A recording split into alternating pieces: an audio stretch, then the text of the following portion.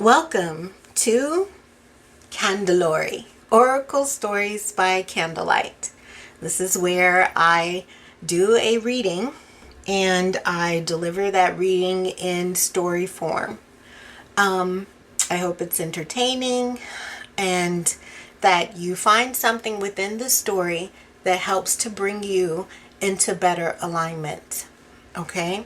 And today's story is a little heavy. It's, trigger warning for, grooming and abuse. So, yeah, let's get into the story. Okay. This is the story of Jackie or Jacqueline. Okay. Jackie had known John since she was 15 years old. He was a friend of her aunt. Well, a patron really. Her aunt sold plates and liquor out of their home, and John was a regular. He came with a friend, got to know Jackie's aunt. John really liked Jackie. He told her aunt that Jackie reminded him of his own daughter. He would take Jackie shopping and on outings that seemed more like dates. Outside of school, Jackie spent most of her time with John. Her aunt thought it was good for Jackie to have a supportive father figure in her life. Her aunt saw him as a mentor for Jackie. When the boy in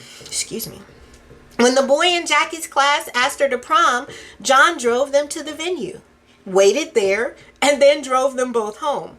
Jackie felt like he was her protector and guardian. She loved John like a father. John owned several jewelry stores in the area, and his businesses were doing very well, and he was heavily invested in the community. He was well known and respected. When Jackie graduated high school at 18, John offered to pay for her college. Now, Jackie had gotten a partial scholarship to an out-of-state college, but John said, if she would stay and go to the local college, he would pay for everything. So Jackie went to college nearby, and John came to see her almost every day. At the end of her junior year, John took Jackie on vacation for the summer break. They went down to Mexico. Jackie was enthralled with the artistry and creativity of the indigenous culture, the jewelry, the food, the music, the drinks. She was having the best time of her life. She was on top of the world. John and Jackie traveled for a couple of months. When they were preparing to return for Jackie's last year of college, John decided they should celebrate in his room with food and champagne. They ate and they laughed, reminiscing on the years that John had been in Jackie's life. When Jackie got up to go to the bathroom, John put a little something in her drink. Not enough to make her unconscious, just enough to increase her intoxication. After Jackie had drank it down, John led her to the sofa and began to caress and kiss her. Jackie was surprised, a little confused, but she wasn't really uncomfortable. See, she wasn't aware of it, but although John had portrayed himself as a father figure to Jackie, to everyone else, he was always subtly sensual with her when they were alone. Nothing that, would have crossed the line or that would have caused Jackie to have any sort of alarm, just enough to where between just the two of them, there was a different undercurrent than just mentor and mentee. John had always planned on claiming Jackie as his own. He had been grooming her for years in anticipation of this very moment. After vacation, John convinced Jackie that she didn't need to finish college, and they got married. Jackie was 22 years old, and John was 47. Her aunt felt that she was lucky to have an established man like John to take care of her. John gave her aunt the tuition money that he would have paid for Jackie's senior year of college, and that might have had something to do with her aunt wishing Jackie well in her new stable life. Jackie was excited to please John, to be a good wife to him, and give back to him the love he had shown her over the years. Everything she knew about man-woman relationships, She had learned from her many hours and talks with John. They lived happily for several years. Jacqueline, as John had now decided that Jackie should use her full name instead of the shortened version, well, Jacqueline wanted a baby. John had gotten her birth control when she went to college, and after they were married, he had Jacqueline get an IUD. John told her he had absolutely no intention of having children in their marriage. Whew. Well, this was the first time Jacqueline wanted something that her husband did not, and she really wanted a baby. John told her no unequivocally. Well, John was busy with his business, and Jacqueline was often alone at home because John didn't trust the men or the women in the community and was only comfortable with Jacqueline going out with him or her aunt.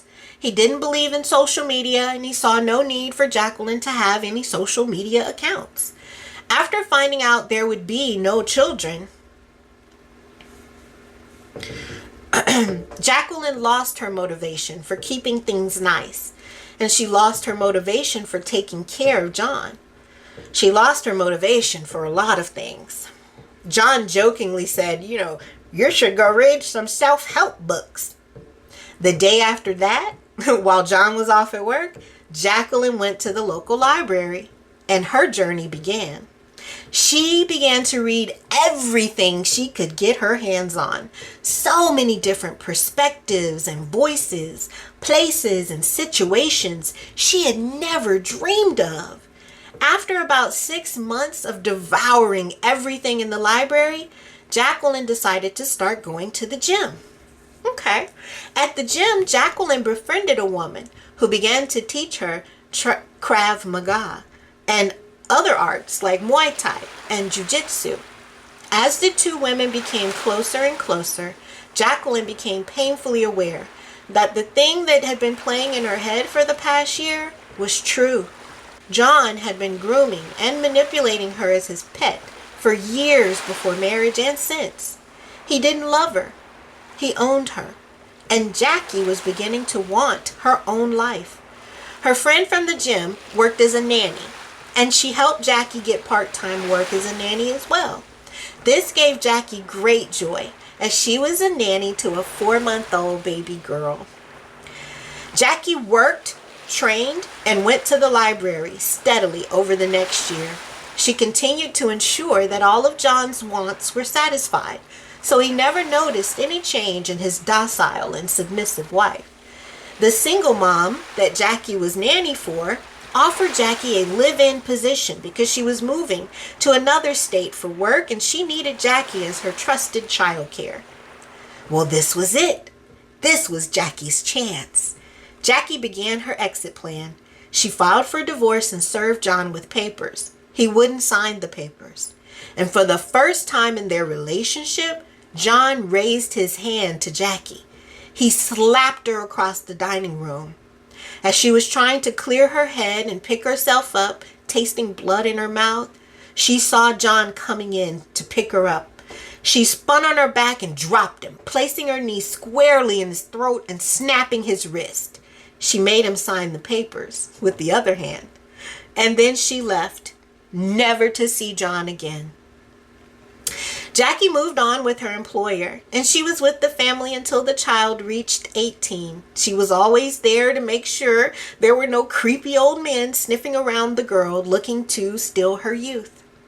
After the daughter went away to college, Jackie stayed in touch, but at 47 years of age, Jackie really began to live her life only for herself, and she couldn't have been happier or more satisfied. Okay, let me just say this. What I saw in those cards was a lot darker than what I put into the story.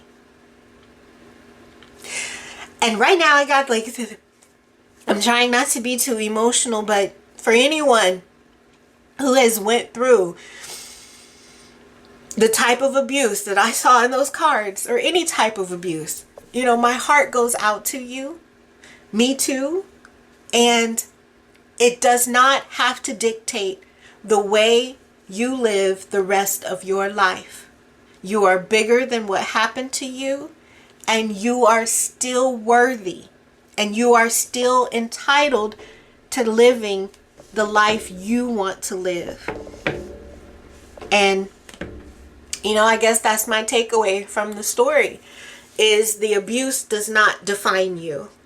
And also, I know it's hard for us parents, especially single parents, and we have to work all these hours to make sure our children have what they need. And sometimes we have to trust the care of our children to other people.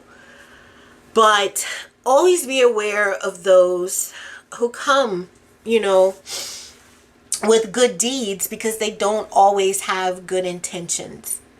And that's it.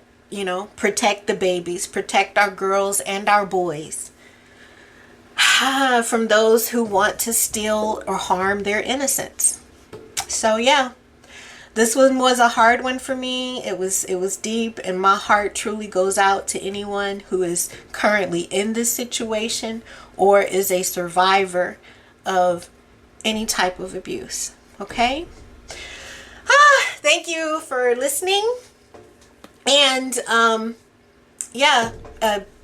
give me a like, comment, subscribe.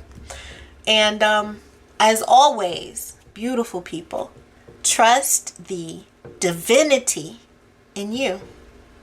Peace.